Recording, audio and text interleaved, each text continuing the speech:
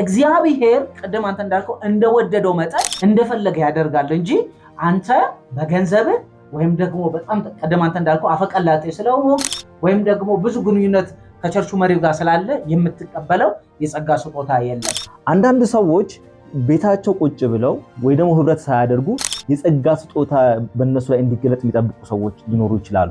ነገር ግን የጸጋ ስጦታ እንዲገለጥ በቤተክርስቲያን ህብረት ውስጥ መሆን አለበት። ጸጋውን ካበዛልን በኋላ ነገ ብንወድቅ፣ ነገ ብንዝል፣ ነገ ብንንሸራተት፣ ነገ በኃጢአት ውስጥ ብንወድቅ ለእንዳንተ አይነቱ ነው ጸጋውን የሰጠው አይልም እግዚአብሔር። አይጸጸትም፣ በፍጹም አይጸጸትም ማለት ነው። አይደለም የጸጋውን ስጦታ ለማገልገል የሆነውን የጸጋውን ስጦታ ይቅርና አንድያ ልጁን እንኳን ለኛ ሲሰጥ ፈጽሞ አልተጸጸተም። የጸጋ ስጦታ ለቤተክርስቲያን የተሰጠው ብለናል። ለግል የተሰጠ ጸጋ የለም ካልን ሰው ያ የጸጋ ስጦታ እንዲገለጥ የበለጠ እንዲያድግ በህብረት ውስጥ መሆን ተገቢ ነው። አንዳንድ ጊዜ እግዚአብሔር በተለየ መንገድ ሊገልጥ ይችላል። በጸጋ በቃ በዚህ ነው ታገልግል ሊል ይችላል። እግዚአብሔር ከመረጠ ጥቂት ብሎ ነገር የለም። እግዚአብሔር ከመረጠ ያ ነገር ትንሽ ብሎ ነገር የለም። ምንም ነገር ቢሆን እግዚአብሔር ብቻ ይመረጣ።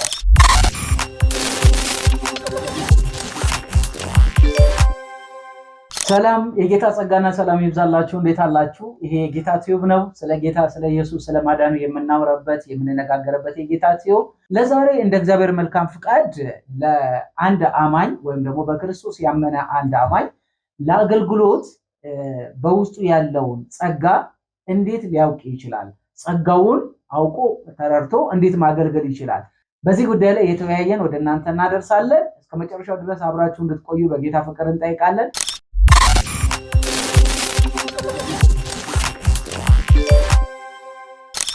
የጸጋ ስጦታ ስንል መሰረታዊ ነገሮችን ማንሳት ተገቢ ይመስለኛል። የጸጋ ስጦታ ምንድነው? የጸጋ ስጦታስ ምንጩ ማን ነው? ለማን ነው የተሰጠው? ለምንስ ዓላማ ነው የተሰጠው? የሚሉ የተለያዩ ነገሮችን ማንሳቱ በጣም ተገቢ ይመስለኛልና ከዚህ አንግል ነገሮችን ለማየት እንሞክራለን። ያው እንደሚታወቀው ጸጋ ስጦታ ምንድነው ብለን ስንጠይቅ ነፃ የሆነ ስጦታ ማለት ነው። ሰው የሰጪውን ማንነት የሚመጥን የተቀባዩን ማንነት ግን የማይመጥን ስጦታ ነው። ነፃ የሆነ ስጦታ ነው። እግዚአብሔር ደግሞ እንደወደደ እንደኛ ፍቃድ እንደኛ ፍላጎት ጌታ ሆይ ይሄንን ስጠኝ ብለን ጠይቀን ሳይሆን እግዚአብሔር እንደራሱ ፍቃድ እንደወደደ የሚሰጠው ጸጋ ነው።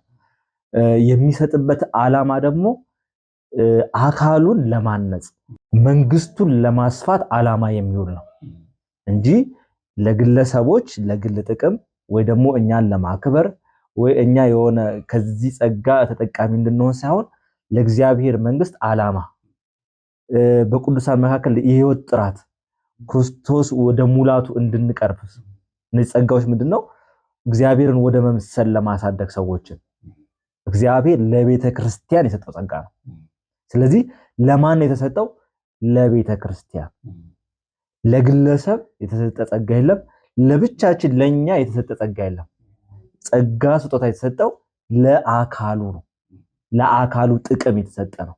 የጸጋ ስጦታ ፕሮፌሽን ነው፣ ስልጣን አይደለም፣ ስራ ነው። በውስጡ ስራ አለ።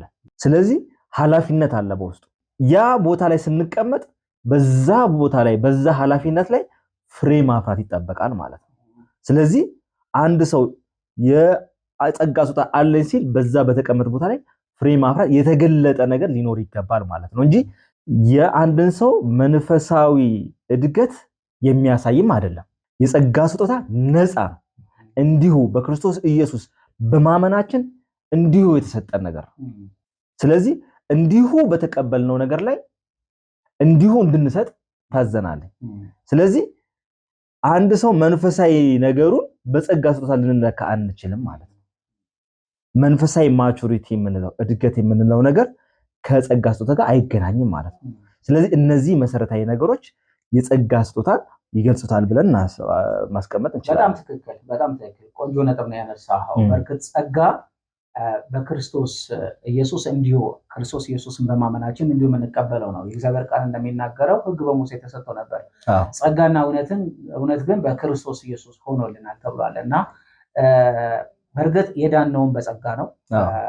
ምክንያቱም ሰዎችን ሁሉ የሚያድን የእግዚአብሔር ጸጋ ተገልጧልና ተብሎ ተጽፏልና ያ ጸጋም ክርስቶስ ኢየሱስ ነውና ስለሱ አይደለም ዛሬ የምናነሳው። ዛሬ ልናነሳ ያሰብነው አንድ አማኝ በክርስቶስ ኢየሱስ ካመነ በኋላ ጌታን ከተቀበለ በኋላ የተጠራ ነው።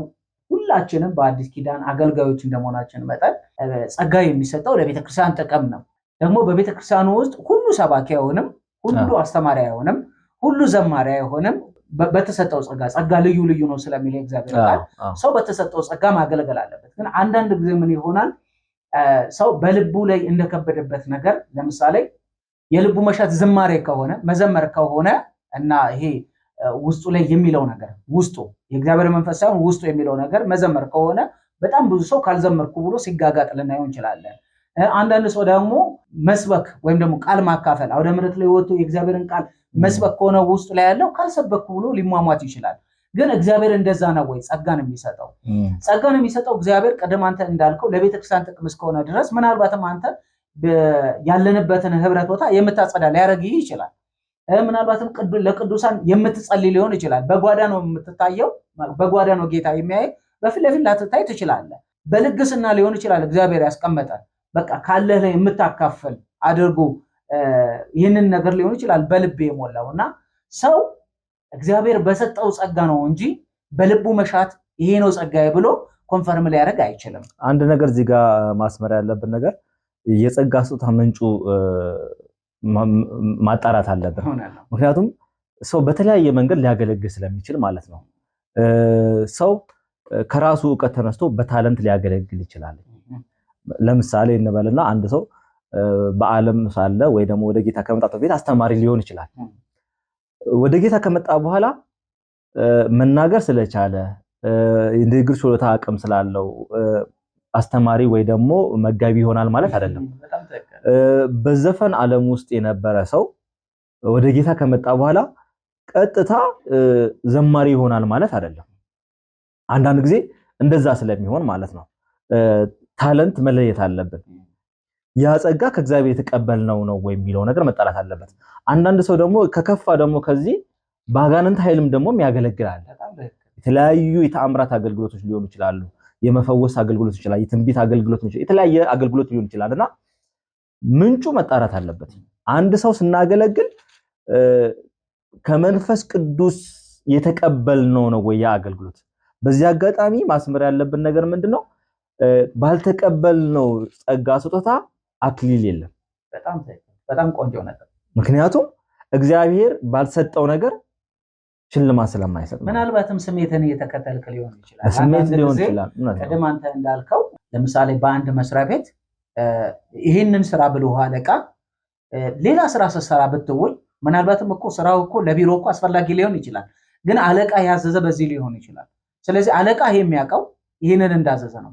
አንተ ግን በአንድም በሌላ ወይ ስላልተመቸ ሊሆን ይችላል ወይም ደግሞ ስለከበደና ይሄኛው ስለቀለለ ሊሆን ይችላል። በዛ ሄደ ብትሰራ አለቃ በዛ ነው የሚጠይቀ። ስራ አልሰራህም ማለት እኮ አይደለም እኮ ስራ ሰርታል፣ ግን አለቃ የሚጠይቀ በዚህ ነው። ምክንያቱም ያዘዘህን። ልክ እንደዛው ሰው ባልታዘዘው ነገር ላይ ደግሞ ውስጡ ኮንፈረም ባልተደረገለት እግዚአብሔር ባልሰጠ ጸጋ ላይ ዝም ብለህ ስትሰራ ብትውል ከንቱ ነው የምትሆነውና እግዚአብሔር ነው መራጩ፣ እግዚአብሔር ነው ሰጪው። እሱ ነው በፈለገው መንገድ የሚያሰማራ። ምን ምሳሌ ላነሳለህ መሰለህ? አንዱ እስጢፋኖስ ለኛ ትልቅ ምሳሌ ነው። እስጢፋኖስ እንዴት ነበር? ለምንድን ነበር የተመረጠው? ሐዋርያት እኮ የእግዚአብሔርን ቃል እያገለገሉ ህዝቡ ሲበዛ በአንድ ጊዜ 3000 ቀጥሎ 5000 እንደዚህ ህዝቡ ሲበዛ ምንድን ነበሩ? በአንድነት ማዕድ ቆርሶ ስለነበረ ሐዋርያቱ ሁሉ ቃሉንም ያካፍላሉ፣ እንደገና ደግሞ ምግብ የሚያድሉ ነበርና ጊዜው ምግብ በማደል በጣም በበዛ ጊዜ ጴጥሮስም ከመካከላቸው ተነስቶ ምንድን ያለው? በፍጹም እኛ ምግብ ለማደል አይደለም የተጠራ ነው፣ ቃሉ ለማካፈል ቃሉ ለመስበክ ነው። ስለዚህ እግዚአብሔር በምን መስመር እንዳሰማራቸው አወቁ ማለት ነው። ግን ምግብን ማደል ለቅዱሳን ምግብ መስጠት እኮ ክፉ ስራ ሆኖ አይደለም እኮ። ግን እነሱ የተጠሩበትን ነገር አውቀዋል። እኛ የተጠራ ነው የእግዚአብሔርን ቃል ለማገልገል ምስክሩ እንድንሆን ወንጌሉን ለማድረስ ነው። ስለዚህ ምን ይሁን? የእግዚአብሔር መንፈስ የሞላባቸው እግዚአብሔርን የሚፈሩ ከመካከላችን እንምረጥና እናቁም፣ በእግዚአብሔር ፊት እንጸልይ። ከዛ እግዚአብሔር የመረጠውን ያደርግ። ለምግብ ማደል አዎ፣ ለምግብ ማደልም ቢሆን በእግዚአብሔር ፊት ጸለዩ። እስጢፋኖስና ሌሎች ወንድሞቹ አንድ ላይ ለዚህ ስራ ተመረጡ። ግን እስጢፋኖስ ለምግብ ለማደል ተመርጦ ያየነው ነገር እግዚአብሔር በሱ ውስጥ የገለጠው ነገር ግን የሚደንቅ ነው። በፍጹም እንደዛ ኤክስፔክት ልናደርግ አንችልም። ምክንያቱም ቅዱስ እስጢፋኖስ ብቸኛ በመጽሐፍ ቅዱስ ውስጥ ብቸኛ ጌታ ኢየሱስ ክርስቶስ ቆሞ የተቀበለው የጌታ የኢየሱስ ክርስቶስን በመስቀል ላይ የተናገረውን ቃል ብቸኛ የተናገረ ብቸኛ ደቀ መዝሙር ነው እስጢፋኖስ። የሚያደርጉትን አያውቁምና ይቅር በላቸው ያለ ፊቱ እንደ መላእክት ሲያበራ የነበረ ነውና ለምግብ ማዕድ ተመርጦ ነገር ግን እግዚአብሔር በዛ ውስጥ ድንቅን ስራ ይሰራል። አንዳንድ ጊዜ እግዚአብሔር በተለየ መንገድ ሊገልጥ ይችላል። በጸጋ በቃ በዚህ ነው ታገልግል ሊል ይችላል። እግዚአብሔር ከመረጠ ጥቂት ብሎ ነገር የለም። እግዚአብሔር ከመረጠ ያ ነገር ትንሽ ብሎ ነገር የለም። ምንም ነገር ቢሆን እግዚአብሔር ብቻ ይመረጠ። እግዚአብሔር በመረጠ መንገድ ስትሄድ ቅድም አንተ እንዳልከው አክሊል አለ። ግን እግዚአብሔር ባልመረጠ ነገር ስሜት በገፋህና ያንተ ስሜት ባዘለብህ ነገር ወይም ደግሞ ያንተ ስሜት በገፋፋ ኖ ጆ በቃ በዚህ ነገር ነው በሚልህ ነገር ላይ ስሜት ባለ ነገር ላይ ዋጋ ልትቀበል አትችልም። ሁሉም ሰው በአዲስ ኪዳን አገልጋይ ነው። ያ ማለት ግን ሁሉም ሰው በጉባኤ ፊት ቆሞ ያስተምራል ወይ ደግሞ በተገለጠ ሁኔታ ያገለግላል ማለት ግን አይደለም። በጣም ብዙ አገልግሎቶች አሉ። በጣም ብዙ በአዲስ ኪዳን ላይ በጣም ሰፊ የሆነ አገልግሎት ነው ያለውና ግን እያንዳንዱ ብለት የማይታይ ግን ወሳኝ የሆኑ አገልግሎቶች አሉ። ገብቷል? ስለዚህ አሁን ስናወራ የተገለጡትን አገልግሎቶችን ብቻ ሳይሆን በስውር ሆኖ የሚደረጉትንም እሱንም ማዕከል አድርገን ነው የምናወራውና በዚህ አጋጣሚ ይሄንን ቪዲዮ የሚሰሙ ሰዎች ሁሉም ሰው መምህር ይሆናል፣ ሁሉም ሰው አስተማሪ ይሆናል፣ ሁሉም ሰው በተገለጠ ሁኔታ ያገለግላል ማለት ሳይሆን እያንዳንዱ ሰው ቆም ብሎ ራሱን እንዲፈትሽ ውስጡን እንዲመለከት እግዚአብሔር በውስጡ ያስቀመጠውን የጸጋ ስጦታ እንዲለይ ከማሰብ ነውና በዚህ መንፈስ እንዲመለከቱና እንዲከታተሉ በዚህ አጋጣሚ ለማስገንዘብ በጣም ትክክል ነው። የእግዚአብሔርን ጸጋ እግዚአብሔር ራሱ ኮንፈርም ካላደረገልን መንፈስ ቅዱስ ኮንፈርም ካላደረገልን አይደለም የእግዚአብሔርን ጸጋ ይቀርና እኮ ስለ መዳናችንን እኮ የምናውቀው በውስጥ መንፈሳችን ነው። ለምሳሌ እኔ አንተ በክርስቶስ ኢየሱስ አምኛለሁ ብለኸኛል፣ የዘላለም ሕይወት አለኝ ብለኸኛል። ይህንን እኮ እኔ አልመሰክርልም ኦኬ ምናምን አልልም። በእርግጥ አንድ አማኝ አንድ በክርስቶስ ያመነ ሰው ሕይወቱ ይገልጠዋል። ክርስቶስ እንደሚሸት ሕይወቱ ይገልጠዋል። ግን በትክክል ማን በሕይወት መዝገብ ላይ እንደተጻፈ የሚያውቀው እሱ ነው።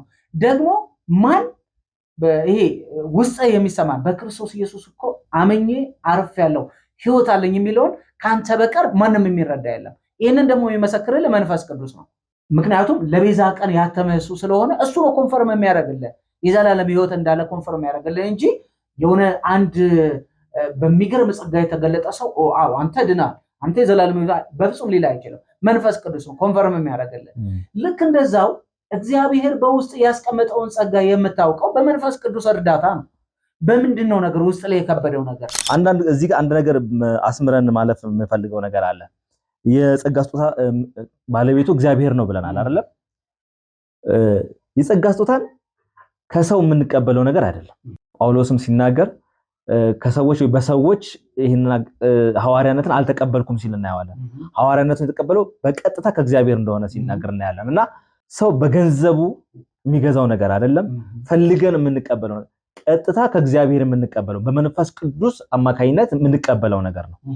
ጸጋ ስጦታ በተለያየ መንገድ ወይ ደግሞ እግዚአብሔር ይሄን ስጠኝ ብለን ለምነነው የምንቀበለው ወይ የምናመጣው ነገር አይደለም። በጣም ትክክል። እኔ ከዚህ ጋር እንደውም ማንሳት የፈለኩት የሐዋርያት ሥራ ምዕራፍ 8 ላይ ያለውን ክፍል ነውና ፊልጶስ ወደ ሰማርያ ከተማ ወርዶ የእግዚአብሔርን ቃል በኃይል ከሰበከ በኋላ ብዙ በሽተኞች ከተፈወሱ በኋላ ብዙዎቹ በክርስቶስ ኢየሱስ ሥራ አምነው ከተጠመቁ ከዳኑ በኋላ ይሄኛውም ሲሞን የሚባለው በዛ በሰማርያ እጅግ ድንቅና አስገራሚ ነገሮችን በጥንቆላ በእግዚአብሔር ጸጋ አይደለም።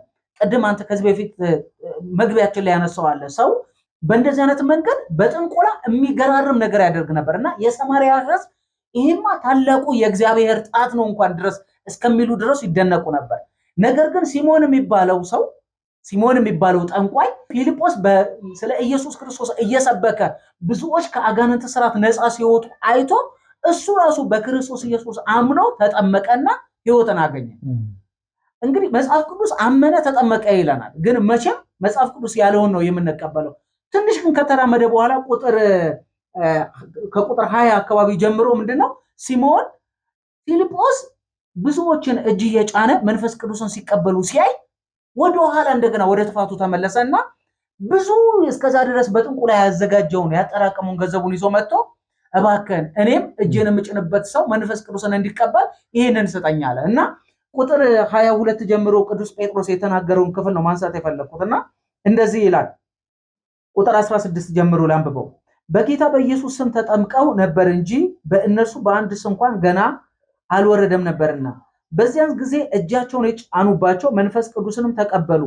ሲሞንም በሐዋርያት እጅ መጫን መንፈስ ቅዱስን እንዲሰጥ ባየ ጊዜ ገንዘብ አመጣላቸውና እጄን የምጭንበት ሁሉ መንፈስ ቅዱስን ይቀበል ዘንድ ለኔ ደግሞ ይሄንን ስልጣን ስጡኝ አለ። ጴጥሮስ ግን እንዲህ አለው፣ የእግዚአብሔርን ስጦታ ቅድም ያነሳው ጸጋ የእግዚአብሔር ስጦታ እንጂ አንተ በገንዘብ ሄደ ከፍለ የምታገኘው አይደለም። የእግዚአብሔርን ስጦታ በገንዘብ እንድታገኝ አስበሃልና ብርህ ካንተ ጋር ይጥፋ፣ ልብህ በእግዚአብሔር ፊት የቀና አይደለምና ከዚህ ነገር እድል ወይም ፈንታ የለህም። ቅድም ያነሳው በቃ ይሄ ነው። አሁን ኢቭን እንኳን ከሰው ቤተክርስቲያን ራሱ ይህንን ጸጋ ስጦታ አትሰጥህም። ይህን በአንተ ላይ የተቀለጠውን የጸጋ ስጦታ እውቅና ነው የምትሰጠው እንጂ በቤተክርስቲያን እጅ በመጫን የሚሰጥ የጸጋ ስጦታ የለም። በዚህ ክፍልም ውስጥ የምታየው ጴጥሮስ የሚናገረው ይሄንን እኮ ነው። የእግዚአብሔርን ስጦታው የእግዚአብሔር ነው። ስለዚህ ያንን ስጦታ በየትኛውም መንገድ ከእግዚአብሔር ልንቀበል፣ እግዚአብሔር ቅድም ብለናል እንደወደደ የሚሰጠው ስለሆነ ይሄንን ነገር አስመረንበት ማለፍ ስለሚገባ ማንም ሰው ስለወደድከው ወይም ደግሞ ከመሪው ጋር ትውውቅ ስላለ ከመሪው ጋር ብዙ አታችመንት ስላለ ወይም ደግሞ በዛ ቤተክርስቲያኑ ውስጥ ብዙ ሰፖርት የምታደርገው ነገር ስላለ ከሌንማ በዚህ መሾም አለብኝ የምትለው ነገር አይደለም። እግዚአብሔር ቅድም አንተ እንዳልከው እንደወደደው መጠን ለሚያስፈልገው ስራ ለለያቸው ስራ እንደፈለገ ያደርጋል እንጂ አንተ በገንዘብ ወይም ደግሞ በጣም ቅድም አንተ እንዳልከው አፈቀላጤ ስለሆንክ ወይም ደግሞ ብዙ ግንኙነት ከቸርቹ መሪው ጋር ስላለ የምትቀበለው የጸጋ ስጦታ የለም። እየተከታተላችሁ ያላችሁት የጌታ ቲዩብ ነው። ተመልሰን ስንመጣ አንድ ሰው ታዲያ በትክክል ከእግዚአብሔር የተሰጠውን የጸጋ ስጦታ እንዴት ሊለይ ይችላል፣ በምን ሊለይ ይችላል የሚለውን እንደገና የምንወያይ ይሆናል። አብራችሁን ቆዩ።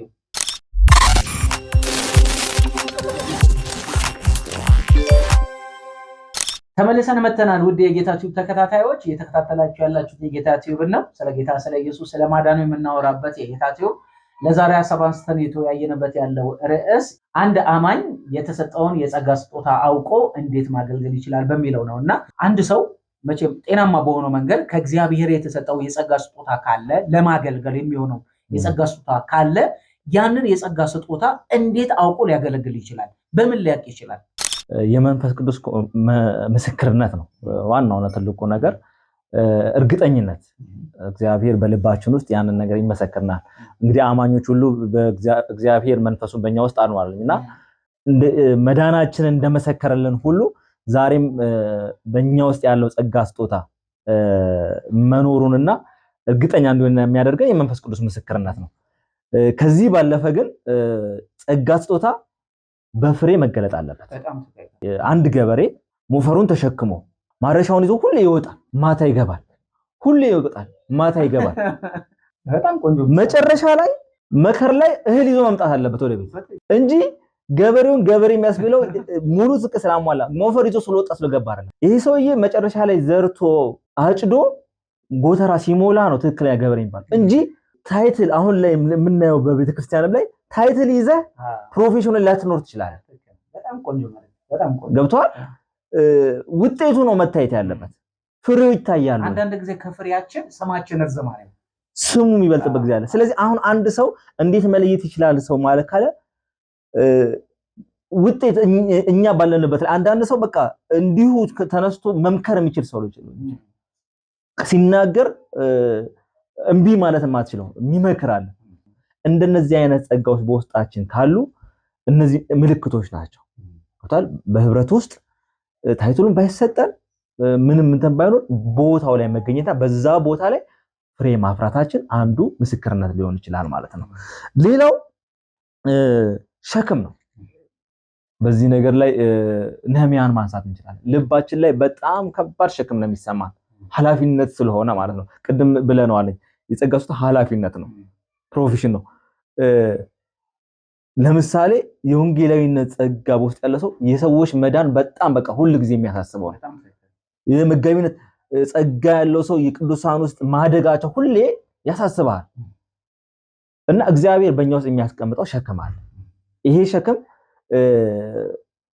ከባድ ሸክም ነው። ባይዘው በጣም ሌላ ስራ መስራት እስካትችል ድረስ በቃ አይምሮህ በዛ ነገር መያዝ እንደነዚህ አይነት ነገሮች ሲኖሩ ያ በእኛ ውስጥ ጸጋው አለ የሚለውን ነገር እንደ አንድ መለያ ልናየው እንችላለን። ልክ እንደ ጳውሎስ ነው። ልክ እንዲሸክም ስትል የመጣልኝ አእምሮ ላይ ማን ነው? ጳውሎስ ነው አንደኛውና እዛ ገላትያ ላይ እንደተናገረው ዳግመኛ ክርስቶስ በልባችሁ እንዲሳል ምጥ ይዞኛል እንዳለው ማለት ነውና ልክ እንደዚህ አሁን ጳውሎስ ወንጌላዊ ነው። የእግዚአብሔርን ቃል በጥልቀት የሚያስተምርና ወንጌልን የሚሰብክ የጳውሎስን ልብ ስታየው የማያቋርጥ ሐዘን በልብ ያለብኝ ስል እናገራለሁ አልዋሽም፣ መንፈስ ቅዱስ ይመሰክርልኛልና ስለ ወገኖቼ ስለሆኑ ስለ ቤተሰቦች ወይም ስለ እስራኤላውያን ምን ያህል ምጥ እንደያዘው እነሱ እንዲድኑ እንዲያመጡ። ምክንያቱም የሚዘረዝሩ አለ አባቶች ከነሱ ናቸው፣ ተስፋው ለነሱ ነው፣ የተባረከው አምላካችንና ጌታችን የሆኑ ራሱ ኢየሱስ የመጣው ከነሱ ነው፣ ግን አሁንም አላወቁትም እያለ እንዲህ አይነት ምጥ ያለበት ንግግር ሲናገር እናያለን። እና ልክ እንዳልከው ነው አንድ ሰው በእረኝነት የእረኝነት ጸጋው ውስጡ ካለ በቃ ሸክሙ በውስጡ ያለው ሸክም ያን ነገር እንዲተጋርገዋል። ለምን ብዙ ነፍሳት ጸንተው እንዲቆዩ ባመኑበት ነገር እንዲቆዩ ደቀ መዝሙር እንዲሆኑ እነሱ ራሳቸው ፍሬ የሚያፈሩ እንዲሆኑ ጌታ ኢየሱስ ክርስቶስ እኮ የተናገረው በዮሐንስ 15 ላይ እኮ እንዴ ነው ብዙ ፍሬ እንድታፈሩ ሾምኳችሁ አለ። እና ብዙ ፍሬ ብታፈሩ በዚህ አባቴ ይከብራል። ስለዚህ እግዚአብሔር በሰጠን ጸጋ ስናፈራ አባቱ ይከብራል። ስለዚህ እኛ ፍሬ ማፍራት አለብን። ፍሬ ካላፈራ ቅድም የገበሬው ምሳሌ እጅግ የሚደንቅ ምሳሌ ነው። በቃ ማለት እኛ የምናየው ልክ ጠዋት ስንወጣ ወይ ወደ ስራ ሊሆን ይችላል ወደ ቦታ ስንወጣ የምናየው ሞፈሩን ተሸክሞ ቀንበሩን ይዞ በሬዎቹን እየነዳ ሊሆን ይችላል። ግን ምንም ነገር ምርት ከሌለ ወደ ጎተራው የሚያስገባው ነገር ከሌለ ምንም ትርጉም የለም። የሚገርምህ ጸጋ ስጦታን ለመለየት ኮንፊርም የሚያደርገን ሌላው የቅዱሳን ህብረት ወይ ደግሞ መሪዎች ናቸው። ይሄ በጣም በዚህ አጋጣሚ ማስገንዘብ የምፈልገው መሪዎች በጣም ኃላፊነት አለባቸው። በቤተክርስቲያን ውስጥ ደቀ መዛሙርቶቻቸው መለየት በጣም ተገቢ ነው። ምክንያቱም ምን አይነት ጸጋ አለው እድሉን መሰጠት አለበት። በምን አይነት ነገር ላይ ነው ፍሬ እያፈራ ያለው ጋይድ ሊደረጉ ይገባል፣ እድል ሊሰጥ ይገባል። ስለዚህ መሪዎች በቅዱሳን ህብረት ውስጥ ቅዱሳን ኮንፊርም ሊያደርጉልህ ይችላል። ስራህን አይተው እንቅስቃሴን አይተው ቤተክርስቲያን እውቅና ልትሰጥ ትችላለች። እና አንዱም የቅዱሳን ምስክርነት ወይ ደግሞ የመሪዎች ምስክርነት ጸጋ ስጦታ በእኛ ውስጥ ያለውን ነገር ለመለየት አንተ እንዲህ አይነት ጸጋ ይታይብሃል፣ እንዲህ አይነት ነገር ይገለጥብሃል የሚለውን ነገር ኮንፊርም ልናገኝ እንችላለንና ይሄም አንዱ ጸጋ ስጦታችንን የምንለይበት ጳውሎስ እኮ ለልጁ በእምነት ለወለደው ለልጁ ለጢሞቴዎስ የሚናገረው እኮ አንድ ነገር አለ። በአንተ ውስጥ ያለውን ጸጋ እጆቼን በመጫን አቀጣጥላለሁ ይለዋል። እና በልጁ በጢሞቴዎስ ውስጥ ያለውን ጸጋ አንደርስታንድ አድርጓ አብሮ በማገልገል አብሮ በመውጣት አብሮ በመሰደድ በብዙ ውጣ ውረድ ውስጥ የተመለከተው በሱ ውስጥ ያለውን ጸጋ ይሏል። እንዴ ጢሞቴዎስን እኮ በኤፌሶን ያለችዋን ቤተክርስቲያን እኮ እንዲመራ እኮ አደራ የሰጠውና እንዲመራ ያደረገው እኮ ቅዱስ ጳውሎስ ነው። እንግዲህ ጢሞቴዎስ በጣም ልጅ ነው። እንደው መጽሐፍ ቅዱስን ስናጠና ኢቭን እንኳን ኤፌሶን ማለት ቅዱስ ዮሐንስ ከጌታ እናት ከማርያም ጋር አብረው የኖሩበት ወይም ደግሞ ከእስራኤል ከተሰደዱ በኋላ ያሉበት ቦታ ወይም ቱርክ የምትገኘው ቦታ ላይ እዛ ኤፌሶን ነበር የነበረው እኮ ዮሐንስ። እና ዮሐንስ ሰሚት ባደረገበት ቤተክርስቲያን ውስጥ እኮ እረኛው እኮ ዮሐንስ አልነበረም። እረኛው እኮ ጢሞቴዎስ ነበር። እና ቅድም እንዳልከው የቤተክርስቲያን እረኞች የቤተክርስቲያን መሪዎች በዙሪያቸው ያሉትን አብረው በብዙ የእግዚአብሔር ቃል እየተማሩ ያሉትን እየሰለጠኑ ያሉትን በዙሪያ ያሉትን ማወቅ ግዴታ በጣም የሚገርምህ አንድ ኤክስፔሪየንስ በዚህ አጋጣሚ ሼር ባደረግ ደስ ይለኛል። አንድ ጊዜ ትምህርት ስንማር ነውና አንድ ሰው ሲሰጥ ምስክርነት የጸጋ ስጦታችሁ ምንድነው በምንድነው የምታገለግሉት የሚል ሁሉ ሲጠየቅ አንድ ሰው ተነሳና በጣም ትልቅ ናቸው በእድሜ በጣም ረጅም ዓመት በጌታ ቤት ሆነዋል። እኔ መሪዎቹ በመደቡኝ ቦታ ነው የምሰራው አሉ። ወንጌላዊ ሆኜ አውቃለሁ። በተለያየ ክፍል ውስጥ በቃ በጎደለበት ሲሞሉ ቆይተዋል። በቃ በጎደለ ቦታ ላይ ሲተኳቸው ሲያነሷቸው ክፍተት ባለበት ሲሞሉ እና ፖዚሽን ታይትል ምንድነው ሲባሉ እኔ ሁሉንም ነኝ ያሉት እና መሪዎች ክፍተት ባለው ቦታ ላይ ብቻ ያንን ለመሙላት ብቻ መቀመጥና ገብቷል። እኚህ ሰው ይሁን በእድሜያቸው እና ትክክለኛ ታይትሎትን አላውቀውም አሉና በጣም በሚያሳዝን ሁኔታ እና አክሊል ነኝ ማለት ነው እኔ ያሉት። አሁን እኚህ ሰው በክርስቲያን ውስጥ ረጅም ዓመት ቆይተዋል፣ አገልግለዋል እኮ ገብቷል። ሲደክሙ ነበር፣ ግን በትክክለኛ እግዚአብሔር በእግዚአብሔር በተቀበሉ ጸጋ ላይ ሲያገለግሉ አልነበረም ማለት ነው። እና እዚህ ጋር ላነሳ የፈለኩት ምንድነው መሪዎች መንጎቻቸውን ወይ ደግሞ ደቀ መዛሙርቶቻቸውን ተመልክተው በትክክለኛ ጸጋቸው ላይ ማስቀመጥ መቻል አለባቸው እንጂ ክፍተት ባለበት ሞላ ላይ ብቻ የምንመደበው ነገር አይደለም። አገልግሎት በእግዚአብሔር ጸጋ እንጂ በሰው አቅም ወይ ደግሞ እኛ በምንፈልገው ቦታ ላይ በማስቀመጥ ስላልሆነ በዚሁ አጋጣሚ ይሄንን ነገር ማስገንዘብ እንፈልጋለን። ተመልሰን ስንመጣ አንድ አማኝ በውስጡ ያለውን የእግዚአብሔር ጸጋ ወይም ደግሞ እግዚአብሔር በሱ ውስጥ ያፈሰሰውን ጸጋ ለይቶ ካወቀ በኋላ እድሉን ባያገኝ ወይም ደግሞ ለማገልገል ምቹ ነገር ባያገኝ ምን ሊያደርግ ይገባል? ተመልሰን ስንመጣ የምንወያይበት ይሆናል። አብራችሁን ቆዩ።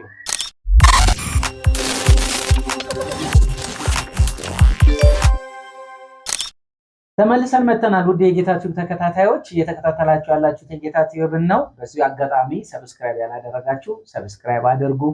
ምክንያቱም ብዙውን ጊዜ ሰብስክራይብ ያላደረገ ሰው ስለሆነ የሚመለከተን ሰብስክራይብ እንድታደርጉ በጌታ ፍቅር እናሳስባለን። ወደ መጨረሻው የምንወያይበት ርዕስ ነው የምናነሳው። አንድ ሰው የተሰጠውን ጸጋ ካወቀ በኋላ ወይም ደግሞ በውስጡ ኮንፈርም ካረገለት መንፈስ ቅዱስ ምን ማድረግ አለበት? ልክ አንድ ሰው የጸጋ ስጦታ በሱ ላይ እንዳለ ከተረዳ የመጀመሪያ ማድረግ ያለበት በቃል ማደግ መቻል አለበት። ካልሆነ በቃል ማናደግ ከሆነ የጸጋ ስጦታውን ባልተገባ መንገድ ልንለማመድና ላልተገባ አገልግሎት ልናውለው እንችላለን። ብዙ ጊዜ ባልተሰራ ማንነት ላይ የሚደረጉ አሁን ላይ ያሉ ጥፋቶችን ስታይ አንዳንዶቹ የጸጋ ስጦታም እኮ ኖሯቸው ሊሆን ይችላል፣ ግን በእግዚአብሔር ቃል ያለማደግ የተሰጠበት ቅድም ያላቸው የሰጠበትን ዓላማ አለመረዳት ጸጋውን የሚመጥን ህይወት ባለመኖር ለጠላት መጠቀሚያ ሲሆን እናያዋለን። ለወንጌል እንቅፋት ሲሆን እናያዋለን። በተለይ አሁን በትንቢት አገልግሎት በተለያዩ ነገሮች ላይ የምናገኛቸው ችግሮች ምንድነው? ቁጭ ብሎ ያለ መማር ችግር ነው። የእግዚአብሔርን ሐሳብና ፍቃድ ያለ መረዳት ችግር ነው። ስለዚህ ጸጋ ሊኖረን ይችላል። ያ ማለት ግን መንፈሳዊ ማቹሪቲያችንን ወይ ደግሞ መንፈሳዊ እድገታችንን የሚገልጽ ስላልሆነ በእግዚአብሔር ቃል ዋና የተጠራንበት ዓላማ ክርስቶስን መምሰል አይደለም። ማንነት ይፈልጋል እኮ አገልግሎት እኮ ፐርሰናሊቲ ይወስኗልና በዛ ማደግ ግድ ስለሚል በእግዚአብሔር ቃል ማደግ የእግዚአብሔርን ፈቃድና ሐሳብ መረዳት ያ ጸጋ ለምን አገልግሎት ለምን ዓላማ እንደተሰጠ ለመረዳት የእግዚአብሔር ቃል ሙላት በጣም መሰረታዊ ነገር ነውና ሰው መጀመሪያ ቁጭ ብሎ መማር አለበት። በጣም ይገርማል። አሁን መጨረሻ ላይ ካነሳው ሐሳብ በጣም ይደነቀኝና ውስጤን በጣም ተጭ ካደረገው ነገር አንዱ ሰው የእግዚአብሔርን ጸጋ ተሰጥቶት እጅግ በጣም ትልቅ የጸጋ ስጦታ ተቀብለው እንደ ጸጋው ስጦታ መጠን ህይወቱ ምልልሱ ጤናማ ካልሆነ ምን ያህል ሊያሳዝን እንደሚችል ማለት ነውና ይህን እያወራ ወደ አእምሮ የመጣው የቆሮንቶስ ቤተክርስቲያን ነውና ለቆሮንቶስ ቤተክርስቲያን እግዚአብሔር እንዴት ያለ ጸጋን እንዳፈሰሰ እንዴት እንዳበዛላቸው እንደውም ቅዱስ ጳውሎስ ራሱ በመደነቅ ነው የሚናገረው። እንደውም የጸጋ ስጦታዎች ምን እንደሆኑ ልዩ ልዩ መሆናቸው ምን እንደሆኑ በይበልጥ ከምናገኘው የመጽሐፍ ቅዱስ ክፍል ውስጥ አንዱ የቆሮንቶስ ቤተክርስቲያን ነውና ቅዱስ ጳውሎስ የሚገርም እንደዚህ ነው የሚላቸው በክርስቶስ ኢየሱስ ስላመናችሁ በተሰጣችሁ በእግዚአብሔር ጸጋ ምክንያት ሁልጊዜ ስለናንተ አምላክን አመሰግናለሁ። ለክርስቶስ በመመስከሬ በእናንተ ዘንድ እንደጸና በነገር ሁሉ እንግዲህ በነገር ሁሉ በቃልም ሁሉ በእውቀትም ሁሉ በእርሱ ባለጠጎች እንድትሆኑ ተደርጋችኋልና። ቆሮንቶስ ምን አይነት ቤተክርስቲያን ነች ካልክ እጅግ አጸያፊ ኃጢአትና ነውር የሞላባት ከተማ ነበረች።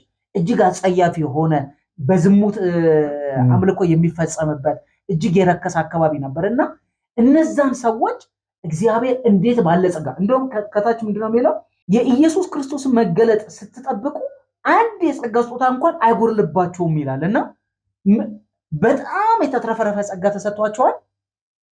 ወደታች ዝቅ ብለን ስናይ የተሰጠንን የጸጋ ስጦታ አጠቃቀሙን ካለማወቃችን የተነሳ በትክክል ካለመረዳታችን የተነሳ እዚሁ ላይ ነው አይደል እጅግ አጸያፊ ኖረን የምናየው። የአባቱን ሚስት ያገባ እንደገና ደግሞ የጌታ እራት ላይ ያለመጠን በመብላትና በወይን ጠጁ የመስከር እዚሁ ክፍል ውስጥ ነው የምናየው። እና አንዳንድ ጊዜ ሰው የተሰጠውን የጸጋ ስጦታ አለማወቅ፣ አለመረዳት፣ በትክክል አለመጠቀም ዋጋ ያስከፍላል። ቅድም ስታነሳ ነበር ሰው በተሰጠው ነገር ይጠየቃል። በእያንዳንዱ ጸጋ መክሊት ነው፣ እንድታተርፍበት ነው፣ ጌታም እንዲጠቀምበት ነው። ልክ እንደዛ ሀኬተኛ ሰው መሆን የለብህም፣ መቅበርም የለብህም፣ ያንንም ደግሞ ማበላሸትም የለብህም። እግዚአብሔር በሰጠ ጸጋ መጠን ይጠይቃል እያንዳንዳችን። ምክንያቱም እያንዳንዳችን በነጩ ዙፋን ፊት እንቆማለን ስለሚል ማለት ነው። እና የተሰጠንን የጸጋ ስጦታ ማወቅ አለብን።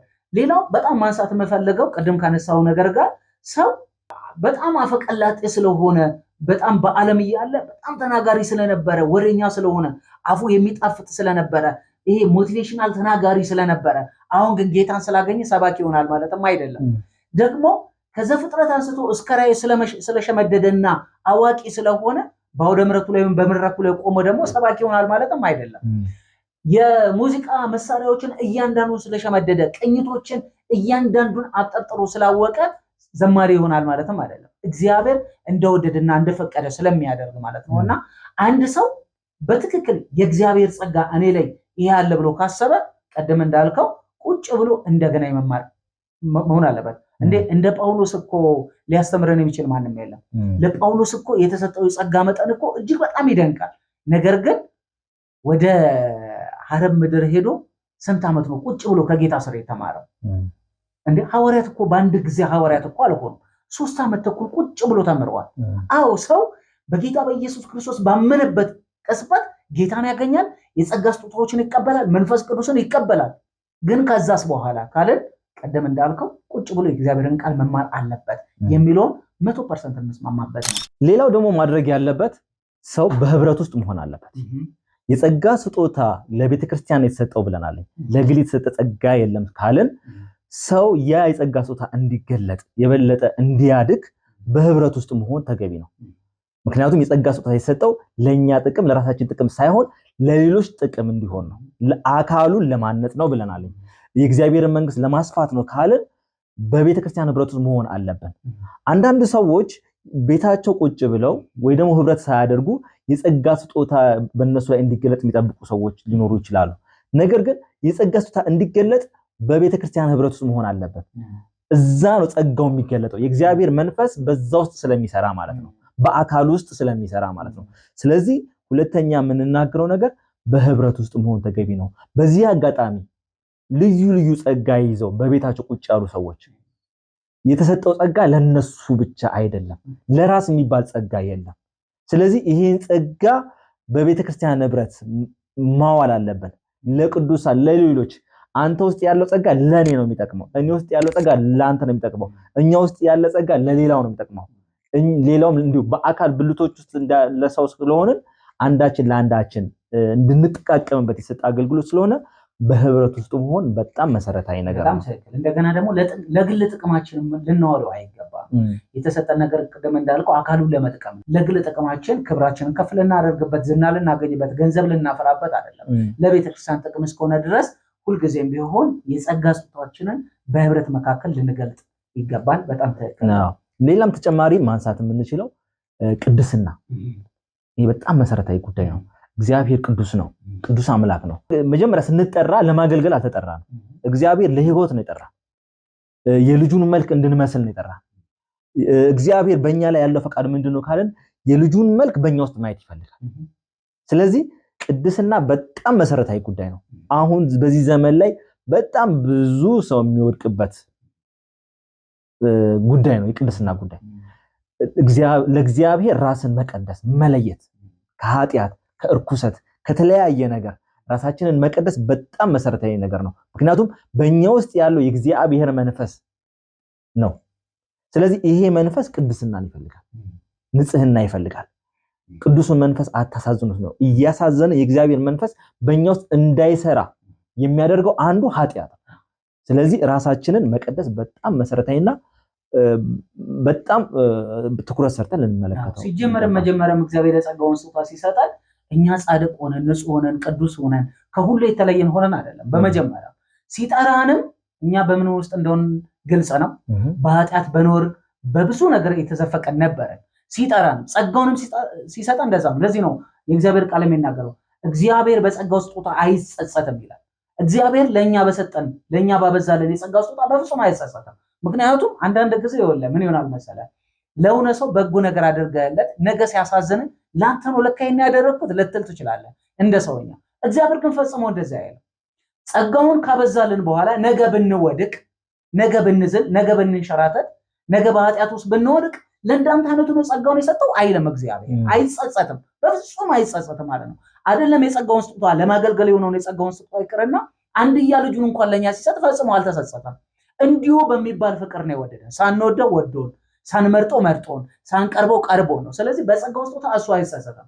ነገር ግን እግዚአብሔር በቃሉ እንደተናገረው እኔ ቅዱስ ነኝና በኑሯችሁ ሁሉ ቅዱሳን ሁኑ እንዳለ የእግዚአብሔር ካህናት ከሆንን አገልጋይ ከሆንን እሱ በሰጠን ጸጋ ልናገለግል ይገባል የምንል ከሆነ ቅድስና እግዚአብሔር የማይደራደርበት እንኳን በዚህ ቅርና በብሉይ ኪዳን እንኳን የሊቀ ካህናቱ በዓመት አንድ ጊዜ ወደዛ ወደ ቅድስተ ቅዱሳን እንኳን ሲገባ ሞገስ የተባለውን ነገር ሞገስ የሚባለውን በግንባሩ ላይ ያለው ቅድስና ለእግዚአብሔር ብሎ እንደገና ደግሞ እንደ ቅጠል ከወርቅ የተሰራ ቅጠል በዚሁ ሸጉጦ ይገባል። ያ የእግዚአብሔር ሞገስ መጠየቃ ቅድስና ለእግዚአብሔር የሚለውን ይዞ የሚገባበት ነው። በዛ እንኳን እንደዛ ነበር።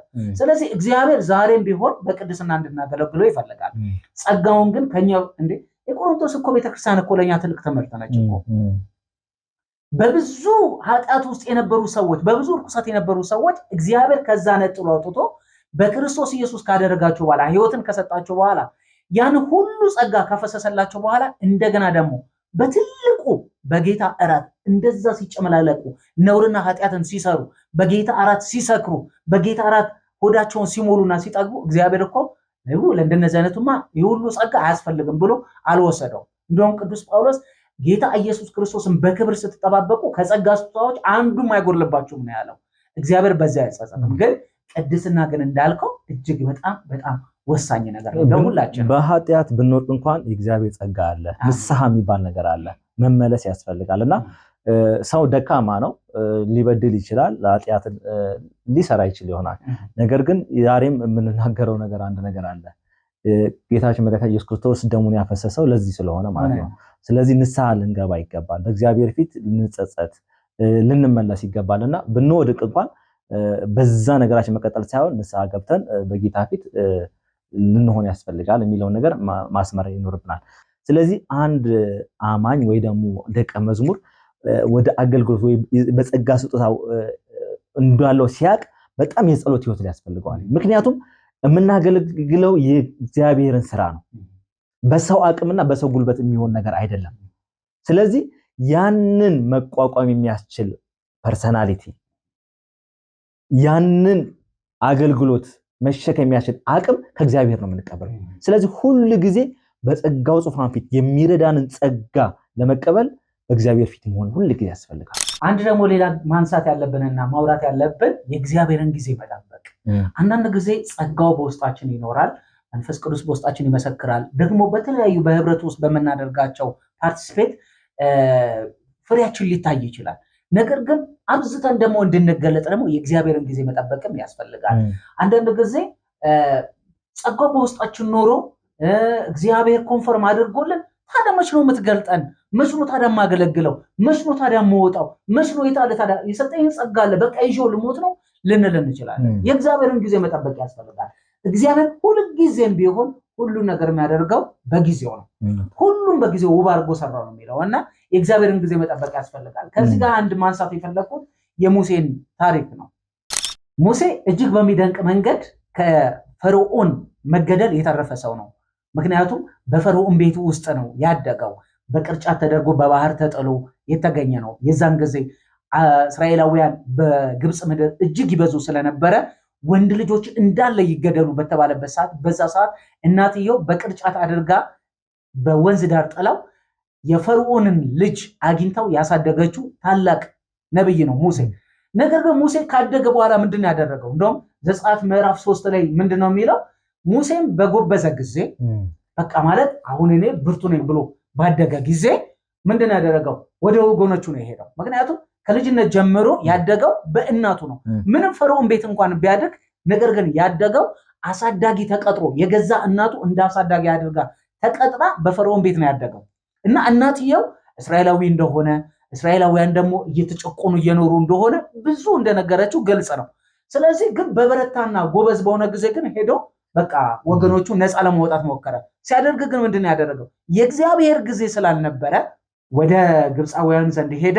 ግብፃውያን በእስራኤላውያን ሲጨቁኑ አየ። ያንን ግብፃውያን ሲመታው ገደለው፣ ሞተ፣ በአሸዋ ውስጥ ደበቀው እና በሚቀጥለው ደግሞ ቀን ሲሄድ ሁለቱ ወገኖቹ የራሱ ወገኖቹ እርስ በርስ ሲጣሉ ተመለከተ እና ምንድነው ያደረገው? ለምንድነው እናንተ ወንድማማቾች ሆናችሁ የምትጣሉ ሲለው ከዚህ በፊት ይህንን ሲያደርግ የተመለከተው ሰው ምንድነው ያለው? አንተ በእኛ ላይ ፈራጅና ሹም ያደረገ ማን ነው? አየ ሁልጊዜም ቢሆን እግዚአብሔር በጸጋው ሲያስነሳ አንተ ማን አይለ፣ ምክንያቱም የሚሰራው ጸጋ ስለሆነ። ግን ይሄ የእግዚአብሔር ራይት ታይም ስላልነበረ ማን ያደረገ?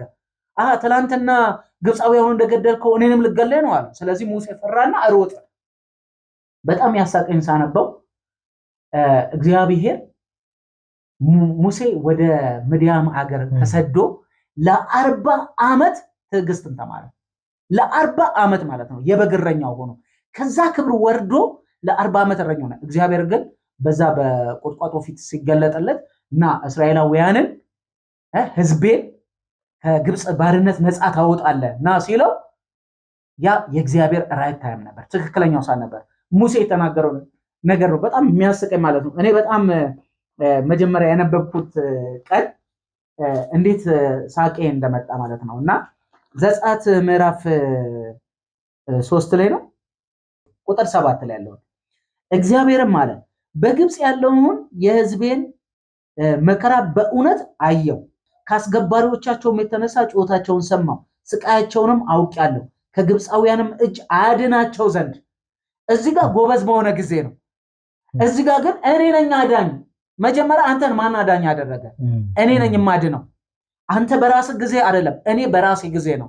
ከዚህ በፊት እግዚአብሔር ለአብርሃም እንዲህ ብሎታል፣ እኔ ዘርን እንደ አሕዛብ እንደ ሰማይ ኮከብ አበዛዋለሁ፣ እንደ ምድር አሸዋ አበዛዋለሁ። ነገር ግን ከዛ ቀድሞ በግብፃውያን እጅ ለ400 ዓመታት በባርነት ይገዛሉ፣ እኔም በታላቅ ክንድና በተዘረጋች ክንድ አድናቸዋለሁ ብሎ ቃል ገብቷል። እኔ ነው ያለው።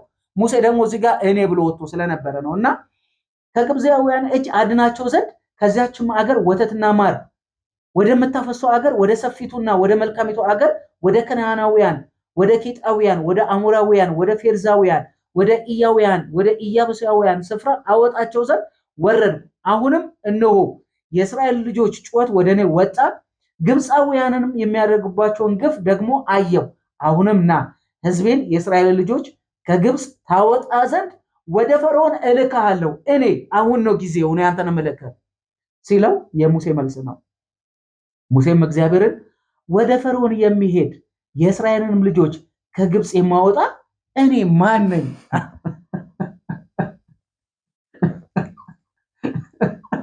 እና እኔ የመጀመሪያ ያነበብኩለት እጅግ በጣም ይሳቀው። እዚህ ጋር ጎበዝ በሆነ ጊዜ ነበር፣ ግን 40 ዓመት ሲያሻው ምናልባት ለኛ 40 ዓመት ነው ይመስላል። ለእግዚአብሔር 1000 ዓመት እንዳንድ ቀን፣ አንዱ ቀን እንደ 1000 ዓመት ነው። እና ምናልባትም 4 ቀን ሊሆን ይችላል እኮ ትዕግስት ነው ያስተማረው። ለሙሴ ነው 40 ዓመት። እና እዚህ ጋር ጎበዝ ነበር። እዚህ ጋር ግን እኔ ማን ነኝ? አረን ያለንም መቼም ክፍሉን እንደምታውቁት ነው እግዚአብሔርና ሙሴ እንዴት እንደተከራከሩ። የእግዚአብሔርን ቁጣ በሙሴ ላይ ነደደ እስኪል ድረስ አልሄድም ያለ ሰው እዚህ ጋር ግን አየህ። ስለዚህ ሁልጊዜም ቢሆን የእግዚአብሔርን ጊዜ መጠበቅ እጅግ በጣም የሚገርም። አንዳንድ ጊዜ የእግዚአብሔር አሰራር በጣም ያስደንቅሃል። ይሄ የእግዚአብሔር መንግስት ስራ፣ የእግዚአብሔር ስራ ቅድም እንዳልከው በእግዚአብሔር ነው የሚሰራው። ስራው እግዚአብሔር ነውና ሀምብል እንድትሆን ያደርግሃል እግዚአብሔር። መጀመሪያ እኔ እንዳትል። አንዳንድ ሰው ይታበያል። እግዚአብሔር ትዕቢትን ደግሞ እግዚአብሔር አይወድም። በጣም እንጠላው ነገር ትሁት ልብ ይወዳል እግዚአብሔርና ያስታግስሃል በደንብ ያ ትዕቢት እስኪወጣ ድረስ። በውስጥህ እኔ የሚለው ማንነት ካለቀ በኋላ በእግዚአብሔር አቅም ስታገለግል ስትነሳ እኔ ማለት አትችልም። ምክንያቱም አንተ ኦሬዲ እንትን ብላል። በአንተ ወጥ እግዚአብሔር መስራት ይጀምራልና እግዚአብሔር በትዕግስት ውስጥ ትህትናን ነው የሚያስተምር። ዝቅ ትላለህ እንዳልከው ነው።